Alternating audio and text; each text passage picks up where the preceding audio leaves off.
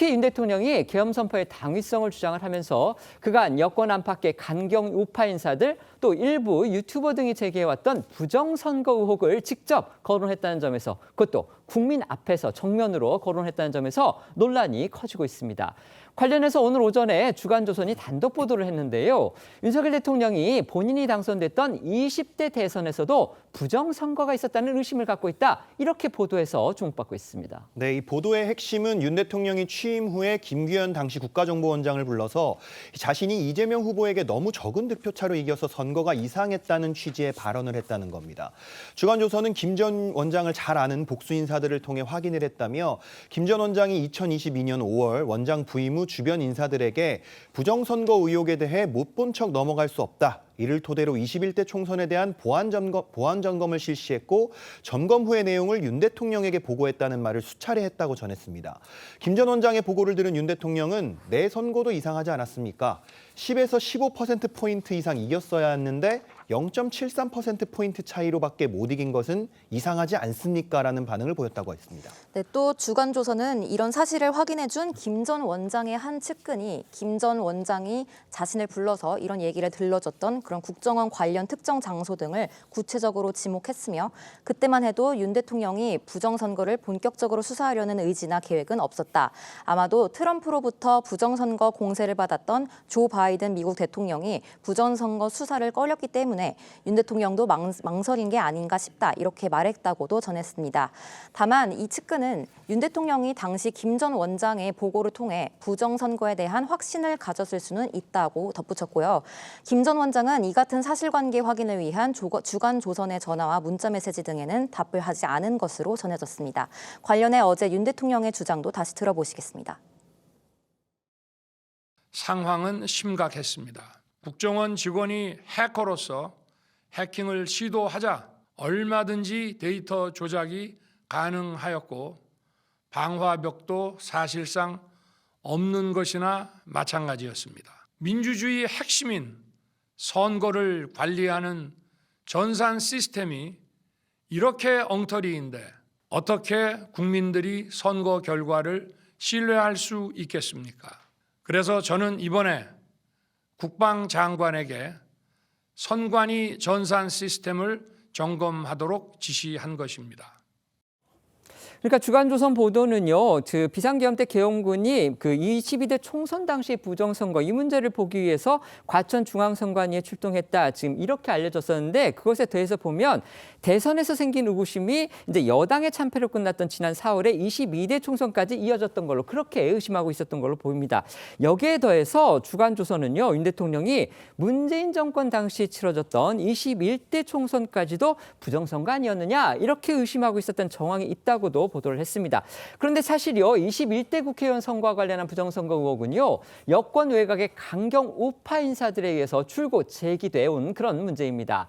황교안 전 자유한국당 대표, 또 민경욱 전 국회의원 등이 대표적이죠. 윤 대통령도 이들의 주장에 큰 관심을 보여왔다는 겁니다. 네, 민경욱 전 의원은 주간조선과의 통화에서 윤 대통령이 실행하지는 못했지만 과거부터 부정선거에 대한 언급을 했다고 전했습니다. 자신이 부정선거를 고발하기 위한 총선 무효 소송을 제기했을 당시 석동현 전 민주평통 사무처장이 대표 변호사였는데 석 전 처장이 친구 사이인 윤 대통령, 당시엔 검찰총장이었던 윤 대통령을 찾아가서 부정선거에 대해 수사를 해달라고 부탁했었다는 겁니다. 다만 민 전 의원은 당시 윤 대통령이 대법원에서 심리 중인 사건이라 부담스럽다면서 고사했다고 주장했습니다. 윤석열 대통령이 부정선거 의혹을 비상계엄 선포의 배경 중 하나다 이런 식으로 어제 담화문에서 밝힌 이유, 결국 지난 대선 결과 그러니까 윤석열 대통령과 당시 이재명 후보의 표 차이가 0.73%포인트로 갈려서 윤 대통령이 이겼었는데 이게 이상하다.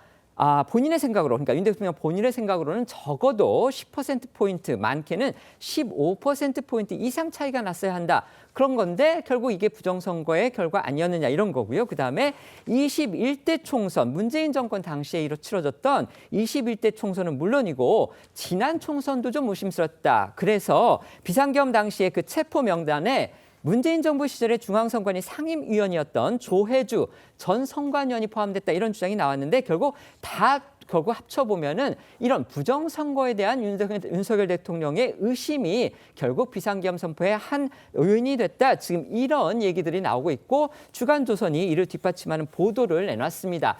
이게 글쎄요, 이 상식선에 비춰봤을 때는 이게 과연 가능한 주장이냐 이런 생각이 들기도 합니다만 다른 사람도 아니고 일국의 현직 대통령이 지금 그런 내용을 국민 앞에서 공개적으로 내놨기 때문에 이건 지금 또 다른 차원의 문제가 됐다. 이렇게 볼 수밖에 없는 상황입니다. 그래서 저희가 이 부분을 지금 다뤄보고 있는 겁니다. 자, 논평해 주시죠. 일단 뭐 본인이 생각하기에는 크게 이겨야 되는데 본인이 생각에는 질 수 없는 게임인데 이런 주관적인 판단을 국가 시스템에 이렇게 반영해서 생각하는 거는 대부분 확증 편향성이나 아니면 망상 장애가 있지 않고서는 이럴 수 없죠. 선관위는 헌법기관입니다. 대한민국은 선관위를 헌법기관으로 지명한 이유는 누구도 관여하지 못하게 공명하고 투명하게 하려고 하는 것이라서 이 시스템 자체를 부정하는 거 점검은 할 수 있으나 전면 부정하는 거는 이거는 궤변이나 극우 유튜버들이 하는 주장이죠. 근데 대통령이 이거를 너무 많이 빠졌던 것 같아요. 이 부정선거가 될 수 없는 이유를 간단히 설명하면 선관위 시스템은 전산에 그냥 숫자일 뿐입니다. 중요한 거는 종이로 투표가 지금은 다 이루어지고 있고 그 전산에 기록하는 숫자는 종이를 근거로 해서 그냥 기록한 것뿐이기 때문에 그 숫자가 달라져도 이 당락에는 영향이 없다라는 측면에서 부정선거는요. 상식적으로 주장할 수 없는 주장입니다. 네.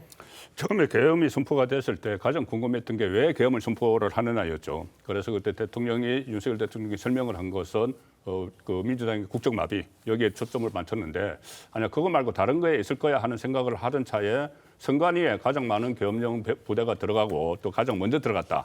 그래서 그러면 부정선거를 찾기 위한 것 아니냐 이랬는데 그것이 이제 목적이었다기보다 어제 대국민 담화에서도 설명을 한 것처럼 전체적인 이 국정 마비를 시도하는 여기에 대한 경고 차원에서 계엄령을 발동을 한 것이고 그 한 자락으로 선관위의 그 서버를 들여다봤다는 이야기죠. 그래서 이것을 마치 이것을 기정사실화하고 윤석열 대통령이 부정선거가 있었다고 기정사실화하고 들어갔다기보다는 국정원장의 보고도 있었다 하지 않습니까? 21대 총선에 대해서 좀 이해한 점이 있다고. 그런 보고를 다 있으니 아마 확인을 하는 차원에서 들어갔다 그렇게 봐야 될 것 같습니다. 네.